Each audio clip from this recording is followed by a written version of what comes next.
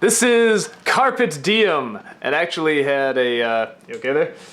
I think I'm going to shock myself at some point. And then we'll switch bodies, right? This is Carpet Diem. I actually had our own weird little moment here when I was looking up on the phone what the code was at the end. I says the code is, but who stole the capers? Or who took the capers? And literally, as I looked it up, Dipper says, but who took the capers? I was like, You were way more impressed with that than I was, because he just stared at this one, he just went, whoa! It's like, what? It's just a weird, like, in the moment, it's weird. Of course, it's just a big coincidence. So, this episode, this is a body switch episode. You've seen this in a lot of movies and cartoon shows and stuff like that. But like everything in Gravity Falls, they do it right. I gotta be honest, I love body switch episodes. For some reason, they always make me laugh. Maybe I'm just very simple and I like hearing a different voice come out of a different character. Maybe you were a woman born in a man's body? Is that what you're trying to say? Well, after the next review. People are going to be saying that already. They're probably already saying it because I've been in dragged a million times. Although technically you're in drag. I should talk. I'm dressed like Mabel. Yeah, I was going to say. But that's because she's awesome! So it's an episode where they find an extra room. Dipper is kind of looking for his own space because Mabel's having a slumber party and hanging out with her friends more. So they discover the secret room that Stan seems very resistant to. Werewolves, bare-chested. Best romance novel ever. And the 30 sequels that follow. Yeah. And Dipper really wants the room, and then Mabel really wants the room kind of out of spite. And they discover this carpet in there. I love this idea. You rub against the carpet, and the static electricity, if you touch someone, switches minds. Which I think is such a fun idea. I mean, that's such an inventive way to do that. So is that the same room Grunkle Stan went into at the beginning of the... No, that's behind a vending machine. This was behind a shelf. But there's some interesting stuff I was noticing this time around. I'll bring it up. There's one thing here that was driving me nuts. On the calendar, July 4th was circled, and I couldn't figure out why. Well, we'll get to that too. I don't have an answer, but we'll get to that. We? Yes, we will. No, I was noticing a lot of stuff in this episode, like I did not pick up the first time. So they're going back and forth, arguing. They're pretending to be the other. They're trying to piss off Stan because... all right, this is weird. I'm out of here. Because the more they do that, the more he's more likely to give the key to the other person, which is what they want. And of course, being in each other's bodies, they understand each other more. Zeus gets switched with a pig, with Waddles.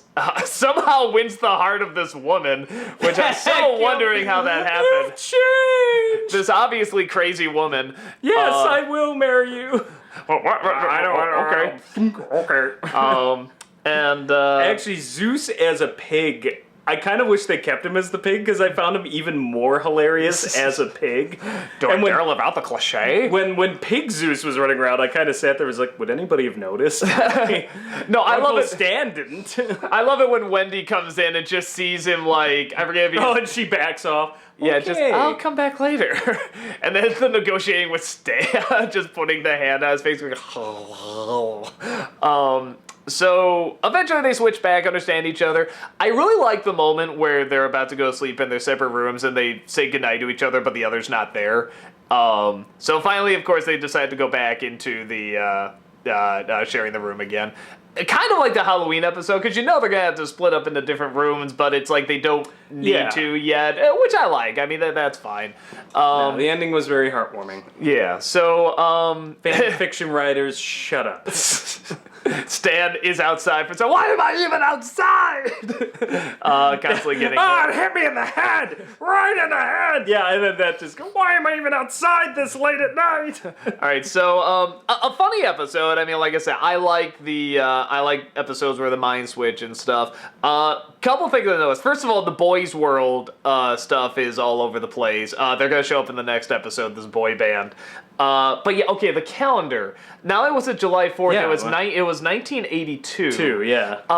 Stan seemed very resistant to that room, and something that's interesting, I think I brought this up before, the triangle, the symbol of the triangle keeps popping up. Sometimes there's an eye in the middle, you see it at the beginning. Yeah. It wasn't in this room, except for one part where there's a prism that's like the... I think it was just referencing Dark Side of the Moon, the Pink Floyd thing. There's literally a triangle and it has a little rainbow on the side. Yeah. But I'm also wondering, like, does that come into play later? Would have been I'm kinda apropos for wondering. 1982. I guess. Yeah, so, but it's, again, that triangle symbol doesn't seem to be in the room except for that one bit, which is interesting. Very interesting. There's a picture of a woman in the back on that wall. You know, like kind of an older. I noticed woman that too. Yeah, I was like, who's that? If I had to guess, if I had to guess, I would say this is a room. Stan knows what it is. Maybe he thought it wouldn't be a shelter. I mean, but I think he had this room set aside for something. You know, either someone or something, because the carpet was in there too. Experiment 78. And either something happened or he had his heart broken there or something like that. I wonder if Experiment 78 stands for the year, because it is shag carpeting, and that was very 70s.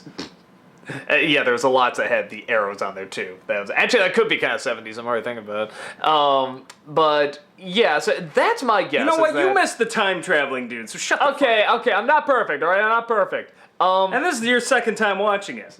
I do remember there's an episode that does talk about, like, a past girlfriend Stan had, but I can't remember if it connects to this. So it's a possibility. But, yeah, Stan seems so resistant to it, I'm really thinking that has something to do with it. Something from the past. Sorry. Lost my train You of just thought. wanted to say, okay. I thought you were going to be done. And the last two things I know is they actually have nothing to do with the room, but they're just funny. There was a code in the book when he was telling Dipper Mabel about the birds and the bees. There was a code at the bottom of the book, but I'm too lazy to figure it out, so if somebody else wants to. That is actually what I was going to talk about. That may have been my favorite scene. It's like, I think it's time we had a discussion about the birds and the bees, and just Mabel and Dipper's body. No! Yeah, goodbye, childhood. Yeah, that was my favorite, that reaction shot, just... Goodbye, childhood. You know what I would have liked, though? Okay, they threw it away for everyone yelling. This is the pituitary gland. It may be small, but it's got big plans. And what was the little tagline in the bottom? Every detail about your body explained in horrifying detail. Why am I so sweaty? Well, and what I love, too, is that not only is Mabel learning about sex, but she's learning about it through, like, the boy body. So constantly saying, now your penis is blah, blah, blah. Oh, God. But what I thought was a missed opportunity was that, because while that's going on, Dipper as Mabel is hearing this romance novel that's, you know, for whatever, like, older audiences. I would have liked if he learned about sex through that. At the same time. Well, I guess maybe it's you could argue it, but I was probably. just like, I mean, think about those romance. They said age inappropriate. yeah, I mean, but he was more like, I think the line they had was just, oh, okay, that's over. Now for the sequels. No! It's like I thought it would have been funnier if he also had the line, goodbye, childhood, after they were done reading that book. And that would have indicated that, like, he was told the same thing. I guess. But they had another joke going where they all shout no. It's like, fair enough, you want to get this other joke going, but it's like, oh, that would have been funnier. And the only other thing I noticed in terms of a funny little add-on is that once Mabel as Dipper has the room, she's putting on the sign, no boys, then crosses off and puts no girls, then crosses off and puts boys, question mark, like she doesn't know what to put. That is a great point, because he calls... what happened? He referred to himself as Mabel, or referred to his... he forgot who he was, too. It happened to me as I was watching it. I'm like, wait, who's who again? I totally forgot. Like, occasionally you would forget. Yeah, I like that they themselves forget who they are. As it was happening to me as I was watching the show, I'm like, that's right, their bodies are switched, so that's really Mabel, that's really, So, yeah, a part of me kind of almost wanted them to be in different rooms at the end, because they say at the end, what are you going to do with an extra room? Oh, I don't know, something or other. I almost would have liked it a little bit more if they did separate, but it was still like you said, they would have slumber parties and visit and stuff, but they would still keep that space. This is going to happen. They are going to grow up. And we sort of went through... There's a second season. Yeah, true. You know, we sort of went with the summer ween one where it's like, you know, we don't have to quite do this yet. We can still remain children and stuff. But it's like, you're going to get older. I mean, it is part of it. And I think that is a big part of an identity is you want your space. But I guess they are still kids. I don't know. Wow, having braces sucks. And you're so sweaty and awkward. I love when he's in her body and he looks in the mirror and goes, oh, runs away and then she comes back again. Oh, their first reactions were great, and cowering in the corner. Yeah, puking in the toilet and everything. So, Yeah, good episode. Yeah, I thought it was really funny. Like I said, I'm just a sucker for these kinds of episodes. Anytime it's like a body switch, a part of me kind of groans, but part of me is like, wait, I like these. I like this possibility. I like the ideas I can do with it. And no, it definitely really made me laugh. So, enjoying yourself? I am. Literally enjoying yourself? I can make my nose glow. I think you're becoming Mabel wearing that. Yeah, I can kind of see through my finger. I can see through that one, too. You took this fun little enjoyable thing and made it into wrong, just like Twincest and Dipper Goes to Taco Bell. I didn't create Twincest, and I didn't create Dipper Goes to Taco Bell. But you mentioned it! You encouraged it! Yes. You brought it into this place of good! Share the suffering. By the way, you still need to see that. I still haven't.